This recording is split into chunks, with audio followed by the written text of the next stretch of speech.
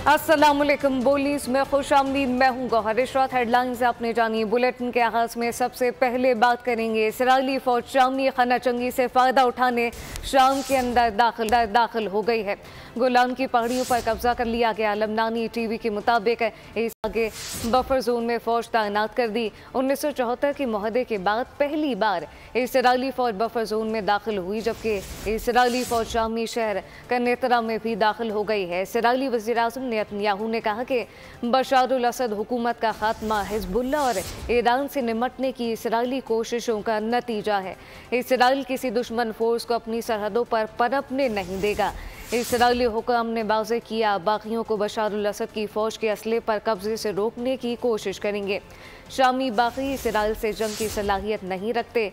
Israel की शाम के मुख्तलिफ मकामात पर भी बमबारी जारी है। इस मुतालिक आपको बताएं कि इसराइली फ़ौज शामी खाना जंगी से फ़ायदा उठाने शाम के अंदर दाखिल हो गई। गोलान की पहाड़ियों पर कब्जा कर लिया गया है, जबकि लबनानी टीवी के मुताबिक इसराइल ने गोलान की मकबूजा पहाड़ियों से आगे बफर जोन में फौज तैनात कर दी।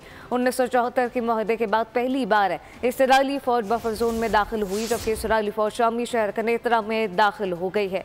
इसराइली वज़ीर-ए-आज़म नेतन्याहू ने कहा कि बशार अल असद हुकूमत का खात्मा हिजबुल्लाह और ईरान से निमटने की इसराइली कोशिशों का नतीजा है। इसराइल किसी दुश्मन फोर्स को अपनी सरहदों पर पनपने नहीं देगा। नाज़रीन, शाम में असद ख़ानदान के 50 साला दौरे इक़्तिदार का सूरज ग़ुरूब हो गया। सदर बशार अल असद की 24 साला हुकूमत बागियों ने सिर्फ एक हफ्ते में ही गिरा दी। मज़ूल शामी सदर बशार अल असद और उनकी फैमिली के हमरा भागने पर मजबूर हो गए। बशार अल असद फैमिली समेत प्राइवेट जेट तैयारे में मॉस्को पहुंचे। रूसी खबर एजेंसी के मुताबिक बशार अल असद इतवार की सुबह उस वक्त फरार हुए जब बाकी इनके महल के करीब पहुंचे। रूस ने सियासी पनाह भी दे दी है, जबकि इससे पहले बशार अल असद का तैयारा रेडार से गायब हो गया तो आलमी मीडिया में इनकी मौत की अफवाहें गर्दिश करने लगी। दमिश्क पर बागियों ने कब्जा कर लिया। सरकारी टीवी, रेडियो और वज़ारत दिफा की इमारतें बागियों के कंट्रोल में आ चुकी हैं। शाम में बदलती सूरत हाल पर गहरी नज़र रखे हुए हैं तर्जुमान दफ्तर ख़ारजा का बयान सामने आ गया। कहा कि पाकिस्तानी शहरी शाम में महफूज है। पाकिस्तानी शहरियों को एहतियात बरतने का मशवरा दिया। पाकिस्तान का सिफारत खाना खुला है। हमारा सिफारत खाना ज़ायरीन समेत फंसे हुए पाकिस्तानियों से राब्ते में है। हवाई अड्डे खुलने के बाद पाकिस्तानियों की वापसी को सिफारत खाना आसान बनाएगा। दमिश्क में मौजूद पाकिस्तानी सिफारत खाने के अहदेदार ने अरब न्यूज़ को फ़ोन पर बताया कि 1200 के करीब पाकिस्तानी शाम में मुकीम हैं। 250 अफराद ने वतन वापसी के लिए रुजू किया है। शाम की सूरत हाल ख़राब है। सैकड़ों पाकिस्तानी फंस चुके हैं। चिन्यूट का एक ख़ानदान भी शाम में शदीद परेशान है। अहले खाना ने बताया कि हमारे ख़ानदान के 15 अफराद ज़ियारत के लिए शाम गए थे, अब राब्ता मुनक़ता हो गया है। करीबी रिश्तेदार शाम ज़ियारत पर गए थे, वो वहाँ पे हालात की वजह से फंस चुके हैं और हुकूमत पाकिस्तान से मेरी अपील है कि उनको वहाँ से बाहिफाजत पाकिस्तान मुंतकिल किया जाए।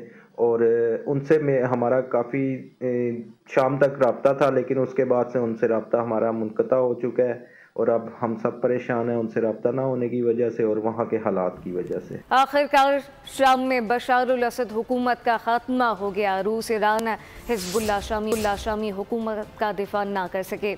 अमरीकी सदर जो बाइडन का रद्द-ए-अमल सामने आ गया। कहा कि अमरीका शाम में शराकतदारों, स्टेक होल्डर से मिलकर काम करेगा। खत्ते में ख़तरात को कम करने के लिए इक़दाम करेंगे। अक़वाम मुत्तहिदा के फ्रेमवर्क के अंदर शामी ग्रुपों के साथ काम करेंगे, जबकि पेंटागन का कहना है कि मशरक़ी शाम में अमरीकी फ़ौज मौजूद रहेगी। अमरीका दाइश को उभरने से रोकने के लिए इक़दाम करेगा, जबकि शामी फ़रीक़ैन शहरियों अक़लियतों की हिफाजत यकीनी बनाए। ईरानी सदर ने वाज़ेह किया कि शाम के इत्तेहाद और खुद मुख्तारी के तहफ़्फ़ुज़ की ज़रूरत पर जोर देते हैं। उम्मीद है शाम में फ़ौजी महाजराई ख़त्म हो जाएगी। चाहते हैं कि शामी अवाम मुल्क के मुस्तक़बिल और सियासी निज़ाम का फ़ैसला करें। सियासी मंजरनामे से खबर शामिल करें। आपको बताएं कि मौलाना फजलुर रहमान का जल्द इस्लामाबाद मार्च के लिए कॉल देने का ऐलान।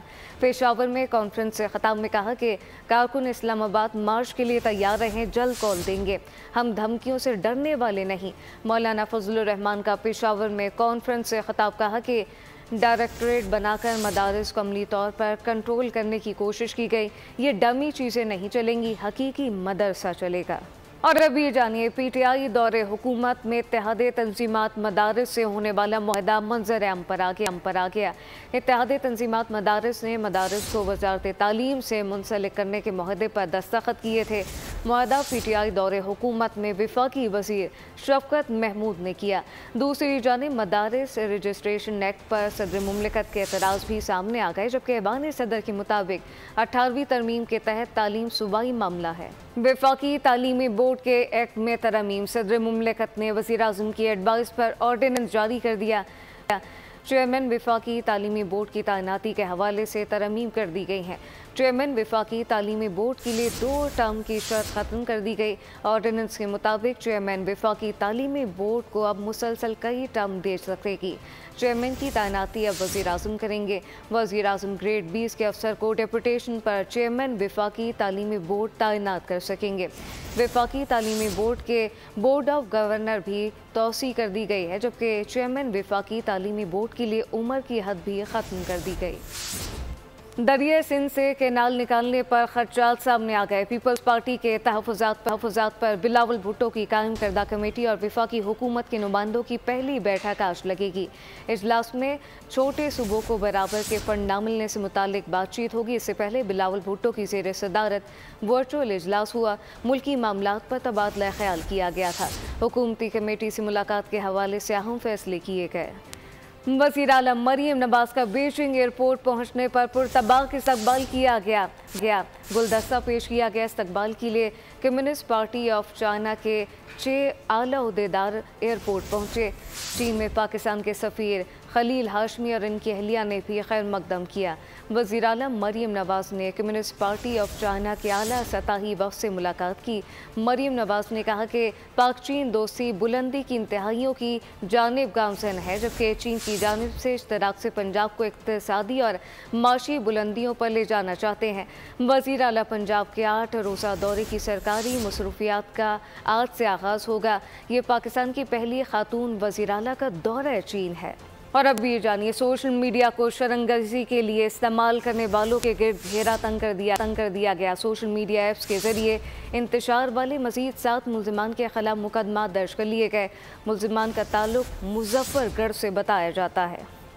सोशल मीडिया का गलत इस्तेमाल, इंतशार और बदअमनी फैलाने वालों के गिर्द घेरा तंग, मनफी प्रोपेगेंडा करने वाले मजीद 7 शरपसंद धर लिए गए। सबका ताल्लुक मुजफ्फरगढ़ से है। ज़राए के मुताबिक रियासती इदारों के खिलाफ प्रोपेगेंडा करने पर मुकदमात कायम कर दिए गए। सोशल मीडिया पर जाली खबरें फैलाने वाले मुल्जिमान में अलीशान, मोहम्मद इमरान, गुलाम अकबर और मोहम्मद अबू बकर शामिल हैं, जबकि मोहम्मद शौकत, मोहम्मद उसामा, मोहम्मद फारूक और मोहम्मद बिलाल को भी गिरफ्तार किया गया। इससे कबल भी 32 मुल्जिमान के खिलाफ मुकदमात दर्ज किए गए हैं। मुल्जिमान के खिलाफ सख्त कानूनी कार्रवाइयाँ जारी हैं।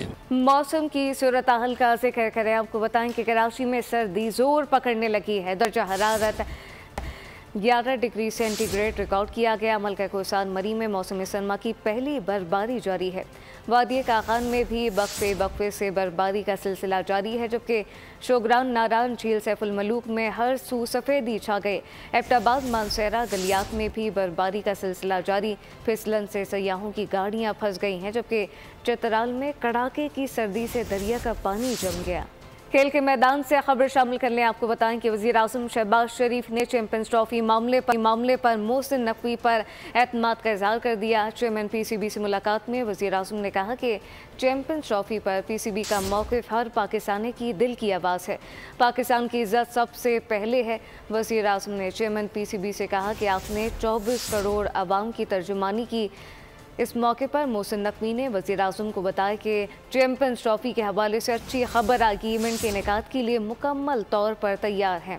पाकिस्तान और क्रिकेट की जीत चाहते हैं। न्यूज़ बुलेटिन से फिल वक्त इतना ही। मज़ीद खबरों और अपडेट्स के लिए विजिट कीजिए हमारी वेबसाइट bolnews.com। आप देखते रहिए बोल न्यूज़। सब्सक्राइब करें और बेल दबाएं ताकि कोई खबर रह न जाए।